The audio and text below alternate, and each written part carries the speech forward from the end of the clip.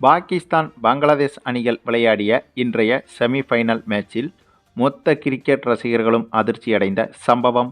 பயங்கர அதிர்ச்சி தோல்வி. சூப்பர் 4 சுற்றில் தலைகீழாக மாறிய மரண மேட்ச். அதாவது தற்போது நடைபெற்று வரும் ஆசிய கோப்பை தொடரில் இன்றைய தினம் மிக மிக முக்கியமான மேட்ச் ஒன்று நடைபெற்றது. ஆமாங்க, இந்த போட்டி தான் இந்த ஆசிய கோப்பை தொடரில் மிக முக்கிய போட்டி என்றே சொல்லலாம். அதற்கு காரணம், இன்று பாகிஸ்தான் அணியும் பங்களாதேஷ் அணியும் வால்வா சாவா நிலைமையில் மோதியிருந்தது. மேலும் நடந்து வரும் இந்த ஆசிய கோப்பை தொடரில் குரூப் சுற்றுகளில் 8 அணிகள் பங்கு பெற்று அந்த குரூப் சுற்றுகளில் 4 அணிகள் அடுத்தடுத்த சுற்றுக்கு தேர்வாகி தற்போது நடைபெற்று வரும் இந்த சூப்பர் 4 சுற்றில் இத்தகைய 4 அணிகளும் விளையாடி வந்தது. அப்படியாக விளையாடி வந்த நிலையில் சூப்பர் 4 சுற்றிலும் ஏறக்குறைய அனைத்து போட்டிகளும் முடிந்துவிட்டது என்றுதான் சொல்ல வேண்டும். ஏனென்றால் நாளைய தினம் இந்தியா இலங்கை அணிகள் மோதும் போட்டி ஒன்றுதான் மீதமிருக்கிறது. இந்த போட்டியின் வெற்றி தோல்வி என்பதும் இரு அணிகளையும் பாதிக்காது. அதற்கு காரணம், இந்திய அணி ஏற்கனவே இறுதிப் போட்டிக்கு தகுதி பெற்றுவிட்டது. அப்படி இருக்கும்போது இந்த போட்டியில் இதில் எந்த அணி வெற்றி பெற்றாலும் தோல்வியடைந்தாலும் அது இந்த ஆசிய கோப்பை தொடரில் எந்த தாக்கமும் ஏற்படுத்தாது.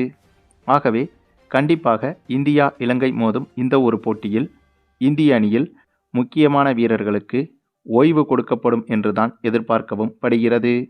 பும்ரா, ஹார்திக் பாண்டியா, சுப்மன் கில் உள்ளிட்டவர்களுக்கு ஓய்வு கொடுக்கப்படலாம். அவ்வளவு ஏன், கேப்டன் சூரியகுமார் யாதவுக்கு கூட இந்த போட்டியில் ஓய்வு கொடுப்பதற்கு அதிக வாய்ப்புகள் இருக்கிறது. அதே சமயம் இறுதிப் போட்டிக்கு ஏற்கனவே தகுதி பெற்றுவிட்ட இந்திய அணி இந்த ஆசிய கோப்பையின் இறுதிப் போட்டியில் எந்த அணியை எதிர்கொள்ளப் போகிறது என்ற எதிர்பார்ப்பு என்பது இந்த ஒட்டுமொத்த ஆசிய கண்டத்தின் ரசிகர்கள் மத்தியில் பயங்கர எதிர்பார்ப்பாக மாறியிருந்தது. அதற்கு காரணம், இன்று நடைபெற்ற பாகிஸ்தான் வெர்சஸ் பங்களாதேஷ் அணிகள் மோதிய இந்த போட்டியில் எந்த அணி வெற்றி பெறுகிறதோ அந்த அணிதான் இறுதிப் போட்டியில் இந்திய அணியோடு மோதும். அதே சமயம் இந்த ஆசிய கோப்பை தொடரை பொறுத்தவரையில் அனைவருக்குமே தெரியும், பாகிஸ்தான் அணியை விட மிக மிக பலம் குறைந்த அணிதான் பங்களாதேஷ் அணி. ஆகவே இந்த போட்டியில் பங்களாதேஷ் அணியை பாகிஸ்தான் அணி எளிதாக வீழ்த்திவிடும் என்ற எண்ணம் அனைத்து கிரிக்கெட் ரசிகர்களிடமும் இருந்தது. அந்த எண்ணத்தில்தான் இந்த போட்டியை அனைத்து ரசிகர்களும் அணுகினார்கள். ஆனால் இன்றைய போட்டியில் நடந்தது என்பது மொத்தமாக வேறாக இருந்தது. ஆமாங்க, இன்று தொடங்கிய இந்த போட்டியில் டாஸை வென்ற பங்களாதேஷ் அணி முதலில் பந்து வீச்சை தேர்வு செய்திருந்தது. அதனைத் தொடர்ந்து பேட்டிங் செய்ய களமிறங்கிய பாகிஸ்தான் அணிக்கு அடுத்தடுத்து பயங்கர அதிர்ச்சிகளும் காத்திருந்தது. அது தெரியாமல் முதலில் பேட்டிங் செய்வதற்கு களமிறங்கிவிட்டது பாகிஸ்தான் அணி. அப்படி பேட்டிங் செய்ய களமிறங்கிய பாகிஸ்தான் அணியின் நம்பிக்கை நட்சத்திர வீரராக திகழ்ந்து வரும் ஃபர்கான் என்ற வீரர் முதல் ஓவரிலேயே விக்கெட்டை இழக்க அப்போதே பாகிஸ்தான் அணியின் நம்பிக்கை என்பது 50% குறைந்துவிட்டது. அதற்கு பிறகு அடுத்த ஓவரில் அடுத்த நம்பிக்கை நட்சத்திரமான ஷாயும் அயூப் என்ற பேட்ஸ்மேன் அவரது விக்கெட்டையும் இழக்க, அதன் பிறகு நிதானமாக விளையாட நினைத்த பாகிஸ்தான் பேட்ஸ்மேன்களுக்கு மீண்டும் 7வது ஓவரிலிருந்து அதிர்ச்சி கொடுத்தது பங்களாதேஷ் அணி. அதற்கு காரணம், 7வது ஓவர், 9வது ஓவர், 10வது ஓவர் என ஒரு ஓவர் இடைவெளியில் அடுத்தடுத்து பங்களாதேஷ் அணியின் பவுலர்கள் விக்கெட்டுகளை வீழ்த்தி கொண்டே இருந்தனர். அந்தளவுக்கு பாகிஸ்தான் அணியின் பேட்டிங் என்பது இந்த போட்டியில் மிகப்பெரிய சரிவை சந்தித்திருந்தது. அதுவும் இந்த போட்டியில் ஆச்சரியம் என்னவென்றால், பாகிஸ்தான் அணியின் நட்சத்திர அதிவேக பந்து வீச்சாளரான ஷாகின் ஷா அஃப்ரிடி என்பவர் இந்த போட்டியில் 10வது ஓவரிலேயே பேட்டிங் செய்ய களமிறங்கிவிட்டார். அதாவது அந்த அளவுக்கு பேட்ஸ்மேன்கள் இல்லாமல் 10வது ஓவரிலேயே பவுலரை நம்பி இருந்தது பாகிஸ்தான் அணி. ஆனால் இந்த முயற்சி தாங்க பாகிஸ்தானுக்கு மிகப்பெரிய பலமாகவும் மாறியது. ஏனென்றால் இந்த ஷாகின் ஷா அஃப்ரிடி பேட்டிங் செய்ய களமிறங்கி சூப்பராகவே பேட்டிங் செய்தார். அடுத்தடுத்து சிக்சர்களை பறக்கவிட்டு மிரட்டியிருந்தார்.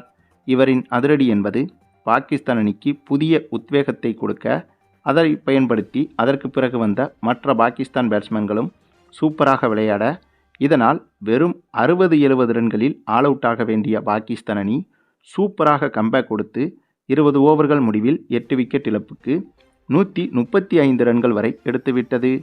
ஆமாங்க, இந்த போட்டியை பார்த்து கொண்டிருந்த ரசிகர்களுக்கு இது ஆச்சரியமாகத்தான் இருந்திருக்கும். அதற்கு காரணம், பாகிஸ்தான் அணி பேட்டிங் செய்து கொண்டிருக்கும் போது ஒரு கட்டத்தில் 5 விக்கெட்டுகளை இழந்து 11 ஓவருக்கே 50 ரன்களை கூட கடக்க முடியாமல் திணறியது.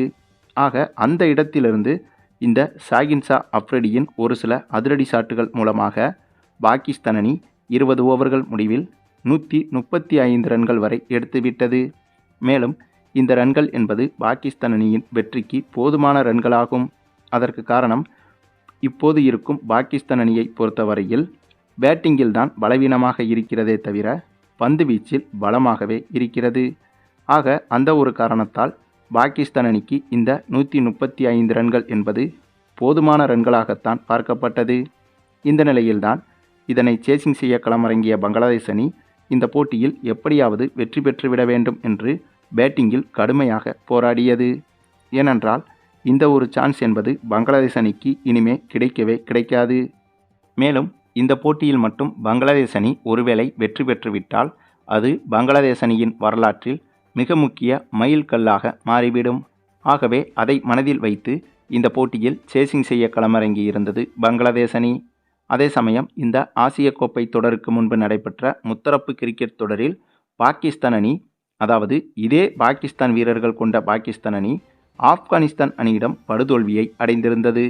அப்படி பார்த்தால் ஆப்கானிஸ்தான் அணியை விட பங்களாதேஷ் அணி பலம் வாய்ந்த அணியாகும். அப்படி இருக்கும்போது ஆப்கானிஸ்தான் அணியிடமே இப்போது இருக்கும் இதே பாகிஸ்தான் அணி தோற்று இருக்கும்போது அதே வீரர்களுடைய பாகிஸ்தான் அணிதான் இந்த போட்டியிலும் விளையாடுகிறது. ஆகையால் பங்களாதேஷ் அணி நினைத்தால் இந்த போட்டியில் பாகிஸ்தான் அணியை எளிதாக வீழ்த்திவிடலாம். அந்த மனநிலையில்தான் பேட்டிங் செய்ய களமிறங்கி இருந்த பங்களாதேஷ் அணி வெற்றிக்காக கடுமையாக போராடியது.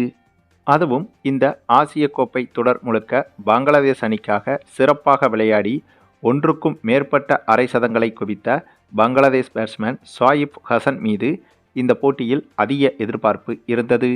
ஏனென்றால் இவர் மட்டும் முதல் 10 ஓவர்கள் களத்தில் நின்றுவிட்டால் பங்களாதேஷ் அணி கண்டிப்பாக வெற்றி பெற்றுவிடும் சூழலை எளிதாக உருவாக்கிவிடும்.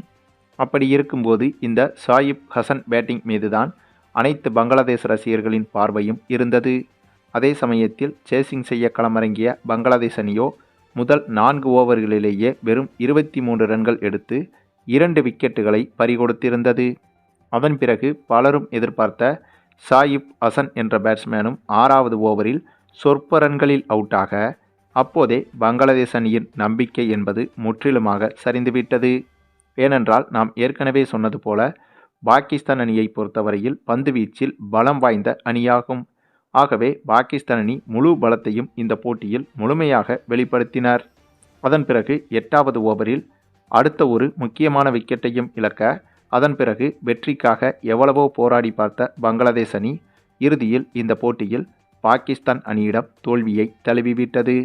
அதே சமயம் என்னதான் இந்த போட்டியில் பங்களாதேஷ் அணி தோல்வியடைந்திருந்தாலும் பாகிஸ்தான் அணிக்கு இந்த போட்டியில் கொடூர மரண பயத்தை காட்டிவிட்டது பங்களாதேஷ் அணி. அது மட்டுமில்லாமல் இந்த போட்டியில் பாகிஸ்தான் அணி வெற்றி பெற்றுவிட்டதால் இறுதிப் போட்டிக்கு பாகிஸ்தான் அணி தகுதி பெற்றுவிட்டது.